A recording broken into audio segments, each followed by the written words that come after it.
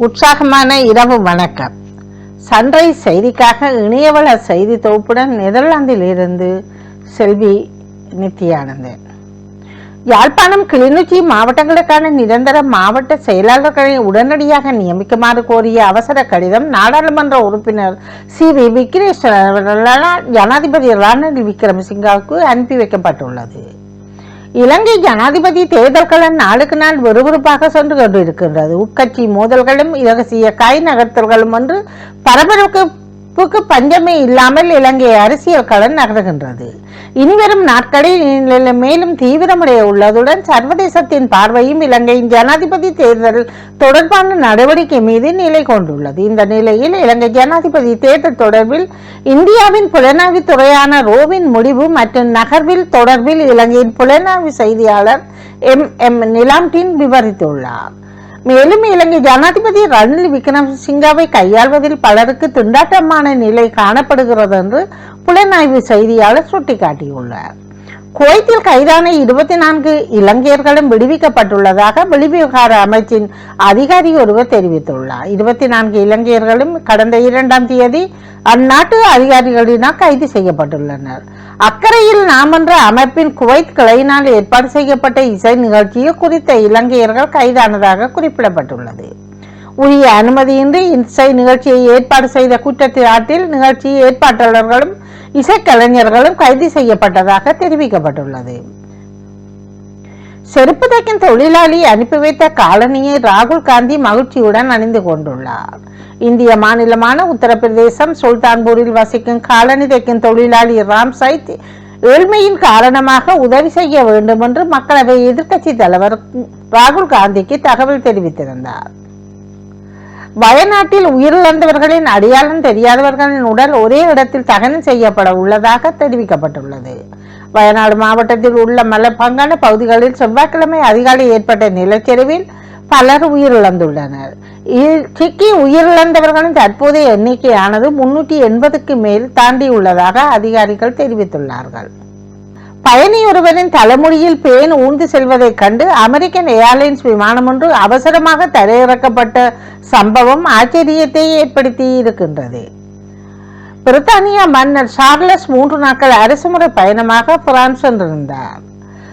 மன்னர் சார்ல்ஸ் பிரான்சுக்கு அரசுமுறை பயணமாக சென்றபோது அவருக்கு பிரம்மாண்டமான விருந்தொன்றை அளித்திருந்த பிரான்ஸ் ஜனாதிபதி இமானுவேல் மேக்ரான் உணவுக்காக 1,65,000 யூரோக்கள், பானங்களுக்காக 40,000 யூரோக்கள் என 4,50,000 யூரோக்கள் செலவிட்டிருந்தமை குறிப்பிடத்தக்கது.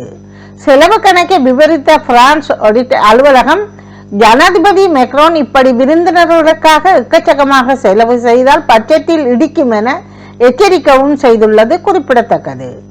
மன்னர் சார்ல்ஸின் வருகையின் போது அவருக்கு அளித்த விருந்துக்கு பெருந்தொகை ஒன்று செலவிடப்பட்டதாக பிரான்சின் அலுவலகம் தெரிவித்துள்ளது.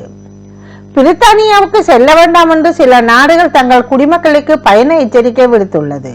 பிரித்தானியாவின் பல பகுதிகளில் வன்முறை வெடித்ததை குறித்த செய்திகள் வெளியாகுவதை தொடர்ந்து பிரித்தானியாவுக்கு செல்ல வேண்டாம் என சில நாடுகள் குடிமக்களை எச்சரித்துள்ளன.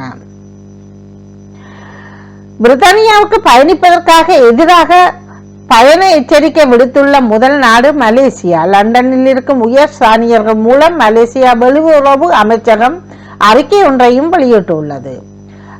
ரஷ்ய பிராந்தியமான தைவாவில் காட்டுத்தீ காரணமாக அவசர நிலை அறிவிக்கப்பட்டுள்ளது.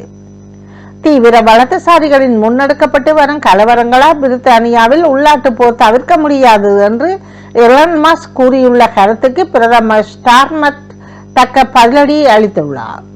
ஜெர்மனியில் 15 வயது சிறுவன் ஒருவனுக்கு சிறை தண்டனை விதிக்க நீதிமன்றம் முடிவு செய்துள்ளது. பலஸ்தீன நகரங்களின் மீது இஸ்ரேல் தாக்குதல் நடத்தி வருகின்றது. 30,000க்கு அதிகமான மக்கள் உயிரிழந்துள்ளார்கள். 90,000க்கு அதிகமான பேர் படுகாயம் அடைந்திருப்பதாக தெரிய வந்துள்ளது. அமெரிக்க உதவியுடன் இஸ்ரேல் இந்த கொலையை அரங்கேற்றியுள்ளதாக ஈரான் குற்றம் சுமத்திய உள்ளதுடன் இஸ்ரேலுக்கு பதிலடி கொடுக்கப்படும் என்றும் ஈரான் எச்சரித்துள்ளது. சிறையில் இருந்த பங்களாதேஷ் முன்னாள் பிரதமர் கலிதா ஷியாவை விடுதலை செய்ய அந்நாட்டு ஜனாதிபதி நடவடிக்கையை எடுத்துள்ளார். தொடர்வது விளையாட்டு செய்திகள். பங்களாதேச நாட்டின் நெருக்கடியான சூழல் நிலவுவதால் அங்கு மகளிர் T20 உலக கிண்ண தொடர் நடைபெறுமா என்ற கேள்வி எழுந்துள்ளது. இலங்கை வீரர் வாண்டர்ஷே இந்திய அணிக்கு எதிராக 6 விக்கெட்டுகளை வீழ்த்திய பெருமை பெற்றுள்ளார். உலகளவில் அதிக ஒலிம்பிக் பதக்கங்களை வென்ற ஒருவருடைய சொத்து மதிப்பு குறித்து தகவல் வெளியாகி இருக்கின்றன. 2024 ஆண்டிற்கான ஒலிம்பிக் தொடர் பிரான்சில் நடைபெற்று வருகிற போதும் கடந்த மாத இறுதி வரையில் உலகளாவிய இந்நிகழ்வுக்கு விமர்சையாக ஆரம்பமாகியது. நவீன ஒலிம்பிக் போட்டிகளில் இதுவரை பங்கேற்ற அனைத்து விளையாட்டு வீரர்களையும் அவர்களுடன் நம்ப முடியாத மரபுகள் இருக்கின்றன. மற்ற அனைவரையும் விட உயர்ந்த ஒரு தடகள வீரர் மைக்கேல் பெல்ப்ஸ் இருக்கின்றார். இவர் 28 ஒலிம்பிக் பதக்கங்களுடன் அவரை வரலாற்றில் மிகவும் வெற்றிகரமான ஒலிம்பியனாக்கி உறுதி செய்து வைத்துள்ளார். முன்னாள் அமெரிக்க நீச்சல் வீரரான மைக்கேல் பெல்ப்ஸ் 28 ஒலிம்பிக் பதக்கங்களை வென்றவர் என்ற சாதனையையும் படைத்துள்ளார். இத்துடன் செய்திகள் நிறைவடைகின்றன. நன்றி, வணக்கம்.